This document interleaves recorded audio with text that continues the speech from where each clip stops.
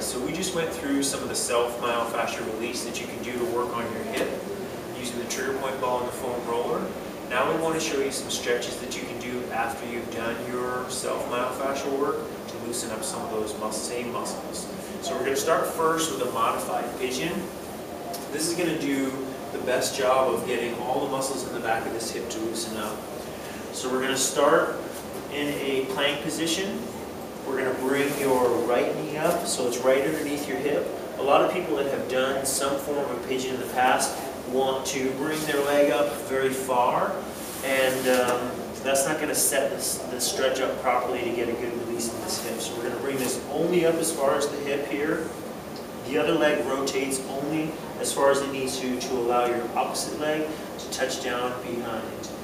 Then we're going to take this hip here, shift it slightly this way, and then the left leg, or the rearward leg, starts to creep backwards as far as you need to in order to get a good stretch across the back of the hip.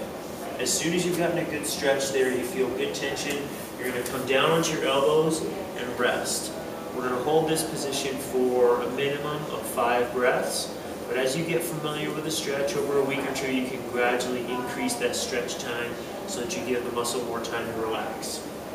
So we've got 2 variations from this basic neutral starting point. The first variation is on the right side, same side I'm stretching. I'm going to reach the arm across the body diagonally. Use a little bit of arm to pull your body forward. Another 5 breaths in this position.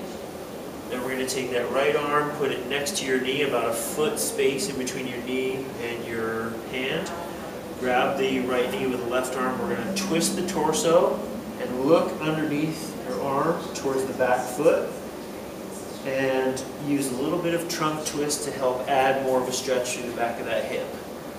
Again, another 5 breaths here.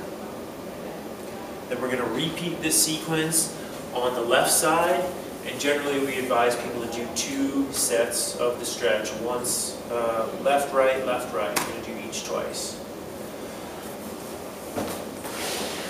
Then we've got another variation of this same stretch that is easy to do for people at work that are sitting for work.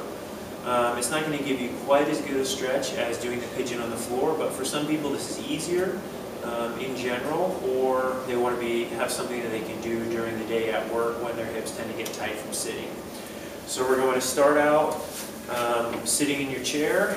Bring one leg up so that your ankle is on top of your knee, and support your knee with your arm on the same side. We want to keep your torso nice and upright. As you hinge forward at the hips, we are not trying to curl the spine down. We won't get any stretch out of that. The spine needs to stay upright, and bring your chest forward.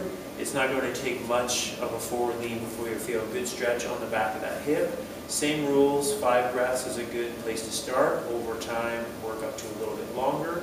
And you can alternate sides with this as well.